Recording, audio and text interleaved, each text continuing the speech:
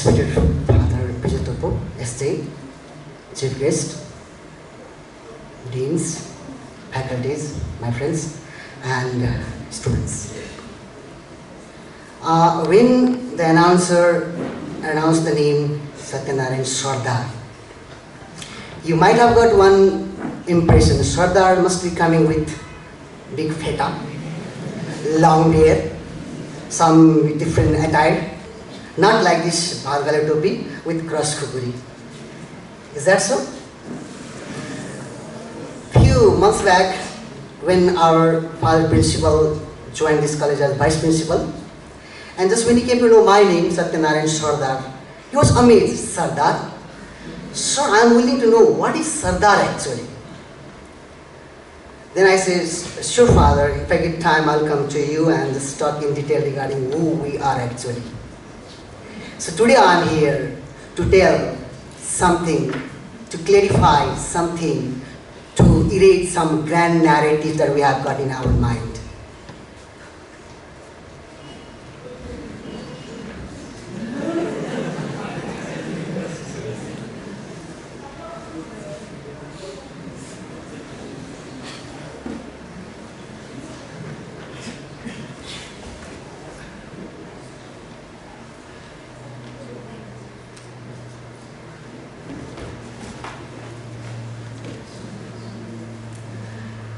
Sardar.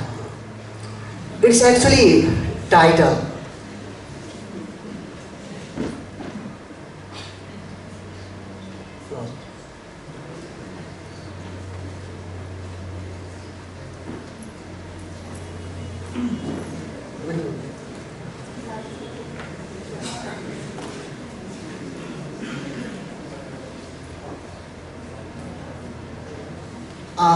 Few years back, when I was doing my second master's in anthropology, I'd been through my own culture, some practices that remain in society, hidden but highly significant. The community that's called Bantar, that lives in Tarai, in 14 districts of Nepal, from Mechi to Chitwan. We have got different identities, different cultures, different rituals, traditions like that. In spite of that, what about other perspective, other views by other person, other anthropologists about this culture? Here are some anthropologists' views.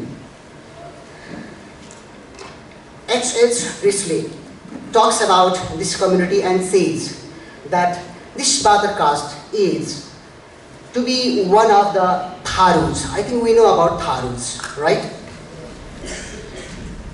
Maybe or may not be right or wrong, we do not know. Only we know is we are different from the others.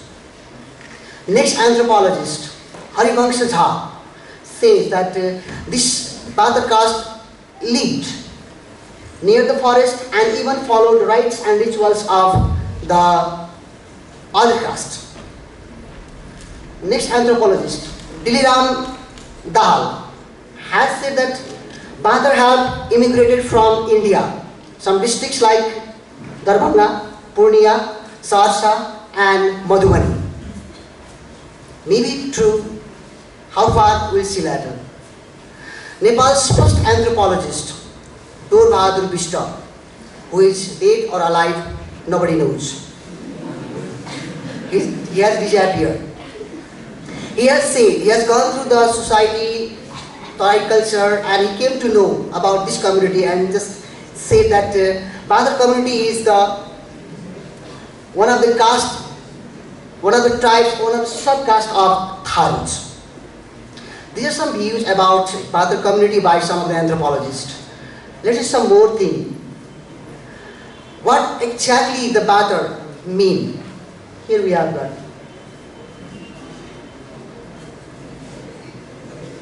Prevailing tales and myths say that Bantar means, the word Bantar has two words, Ban and Tar. Ban means obviously forest, Tar means living person or gullible persons. So those persons who lived near the forest honestly were called Bantars. And in latter days, those term Bantar turned into Bantar. Let's see some more slides. As previously said by Harivansh Jha, that Bantar community has immigrated from India to Nepal, in different parts of Nepal like that. They began to live in the forest, dense forest like that. Maybe it was true because the history says, many researchers have shown that yes, this community or our community migrated from India to Nepal. But not with self-interest, but they were chased by the Mughal emperors from India, mostly Muslims.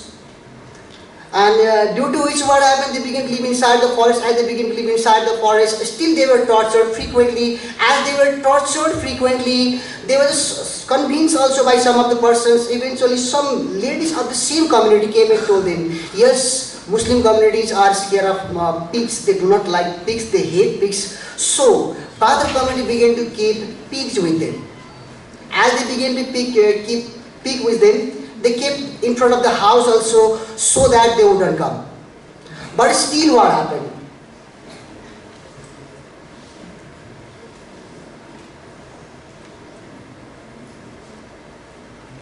Still what happened?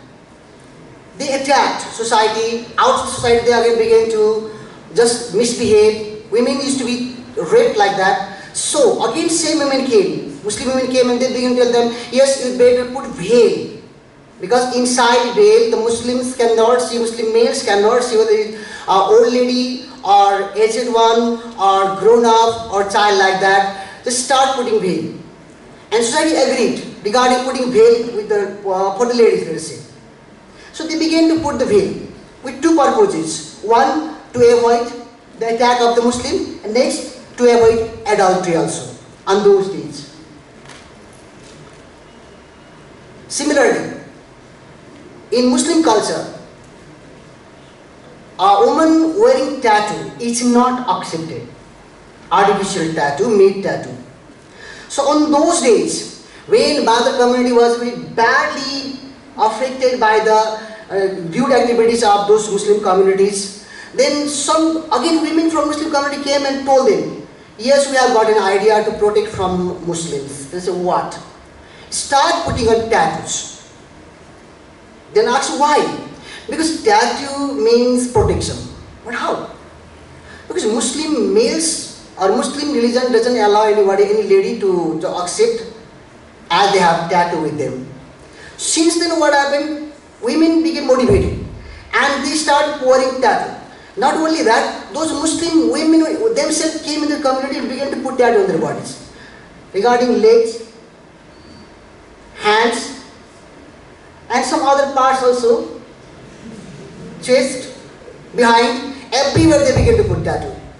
It was symbol that they were from Bantar community and they should not be touched, and they should just putting tattoo means bad for them, for Muslim men like that. And yes, as they were living inside the forest one day, what happened? As the community went towards hunting, suddenly they became able to hunt one animal. They thought it was deer. Unfortunately, it became blue bull, that we call nilgai. They hunted nilgai. As they hunted nilgai, being influenced by Hinduism, they began to think that it was a great sin. All of them began to just worship the god, to just release them from that sin.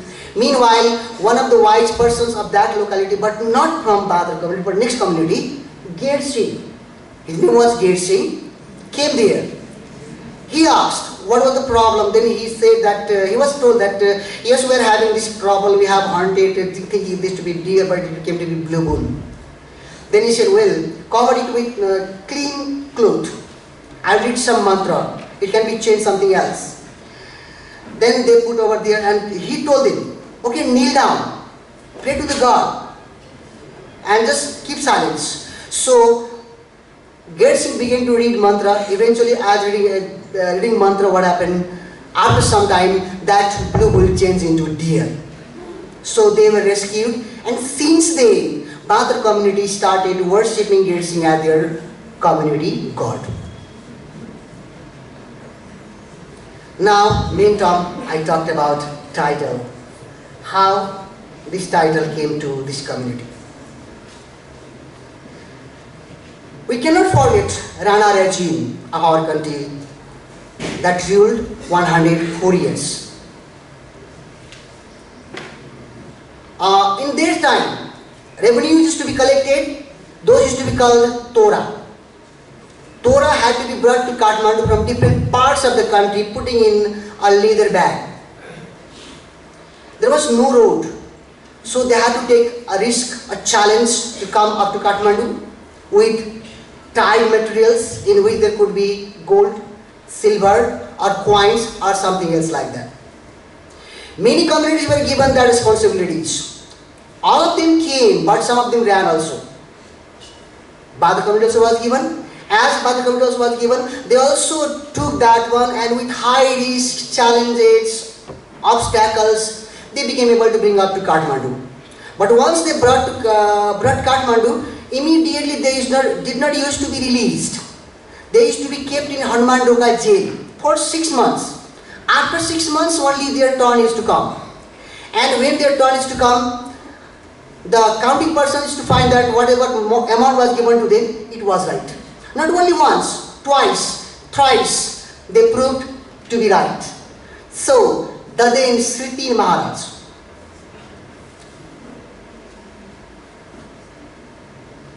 Juddha Shamsher Rana, put stamp Lal Mohar, telling that you are the leading caste regarding collecting revenue in honesty. So today onwards, you will be called Sardar.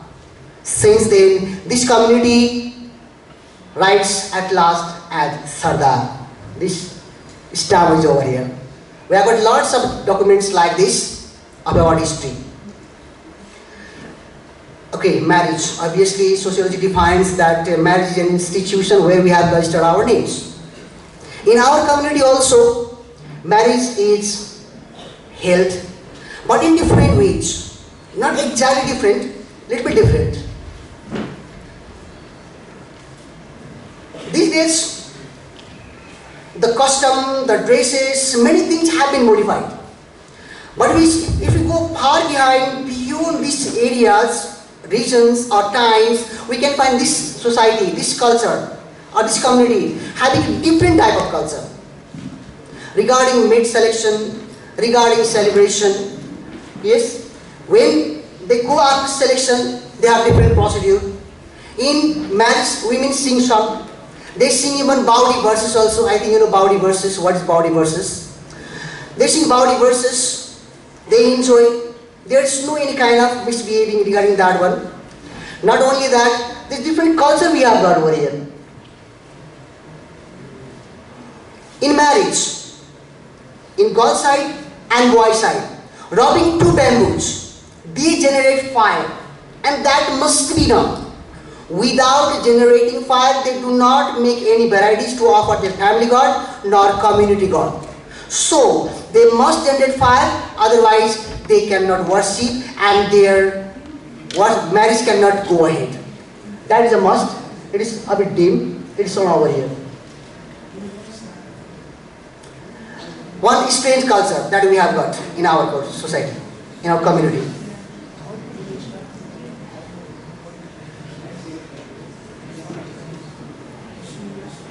I hope you read that one. Can you believe that one? A boy or groom feeding his blood taken out from this small finger to the groom. A bride feeding her blood to him, and the groom feeding his blood to her. This exchange. It is symbolically said exchange of love that begins from the first day of their meeting. Some more unique ritual that is prevailing in some parts of our community. If we should go deep down regarding these three cultures, unique cultures especially, it gives a bit freedom to the women regarding selecting mate. If they are forcefully married, they can run away.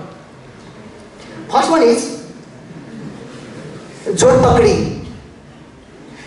That refers to pulling by hair. If someone likes other girl and that girl also likes him, society or family may not accept that one easily. In that case, she can allow the boy, okay, invite me, I can come, but as soon as he says accordingly. Then what he does, he goes to her, catches by her hair, pulls her and takes her house.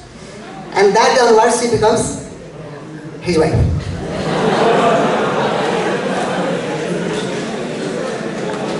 Next, at the same time, Garduki. In this culture, what happens, same, it can be married lady also or married also. If girl likes another family or one boy,